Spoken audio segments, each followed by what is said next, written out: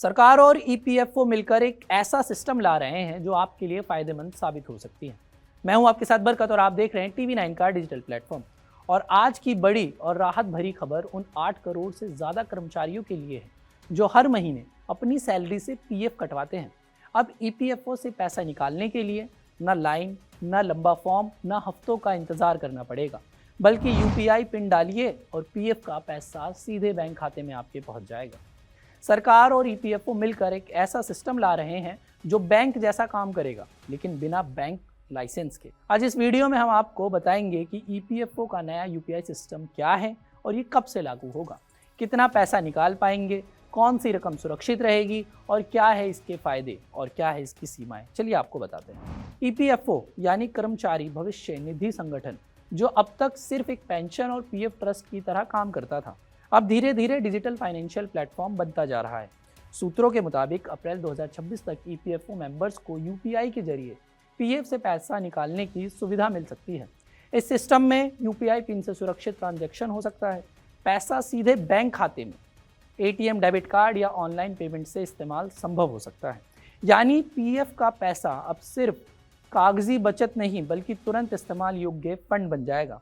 फिलहाल ईपीएफओ से पैसा निकालने के लिए ऑनलाइन दावा, आधार ओटीपी, बैंक केवाईसी अप्रूवल का इंतजार और फिर 3 से 10 दिन में पैसा आता है।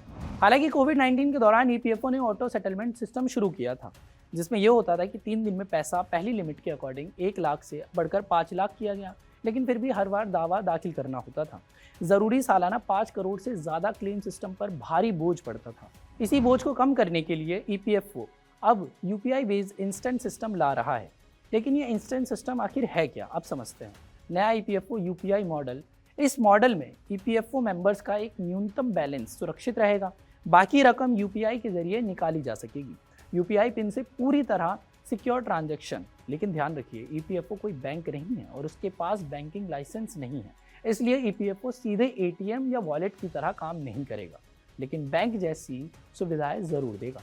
सरकार चाहती है कि ईपीएफओ सिर्फ रिटायरमेंट अकाउंट न रहे बल्कि आपातकालीन वित्तीय सहारा भी बन सके। अब सबसे बड़ा सवाल ये है कि पीएफ से कितना पैसा निकाल पाएंगे।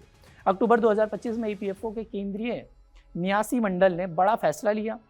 पहले के 13 जटिल नियम अब सिर्फ 3 आसान श्रेणियां आवश्यक ज़रूरतें हैं: बीमारी, शिक्षा, शादी, आवासीय ज़रूरतें, घर खरीद, घर निर्माण, होम लोन। विशेष परिस्थितियां अगर पैदा होती है तो अब सदस्य पात्र राशि का 100% तक निकाल सकते हैं, लेकिन 25% रकम न्यूनतम सुरक्षित होगी ताकि 8.25% ब्याज चक्रवृद्धि लाभ रिटायरमेंट सुरक्षा बनी रहे। हर साल 5 करोड़ से ज़्यादा क्लेम होते हैं। इनमें ज़्यादातर पीएफ निकासी, स्टाफ और सिस्टम पर भारी दबाव होता है। यूपीआई सिस्टम से क्लेम की संख्या घटेगी, ऑटोमेटिक प्रोसेस होगा, डॉक्यूमेंट की ज़रूरत नहीं पड़ेगी, ईपीएफओ का ऑपरेशनल खर्च कम होगा और सबसे अहम, कर्मचारियों को आपात स्थिति में तुरंत पैसा मिल जाएगा। सूत्रों के मुताबिक ईपीएफओ फिलहाल सॉफ्टवेयर की खामियां दूर कर रहा है, जैसे कि data security, UPI integration bank हो, एनपीसीआई कोऑर्डिनेशन या फ्रॉड कंट्रोल कर रहा है। सरकार चाहती है कि लॉन्च से पहले सिस्टम पूरी तरह सुरक्षित हो, कोई तकनीकी गड़बड़ी ना रहे। तो कुल मिलाकर ईपीएफओ का यूपीआई सिस्टम भारत के कर्मचारियों के लिए गेम चेंजर साबित हो सकता है। ये सिर्फ पैसा निकालने की सुविधा नहीं बल्कि वित्तीय स्वतंत्रता, आपातकाल में सुरक्षा, डिजिटल इंडिया की बड़ी छलांग साबित होगी।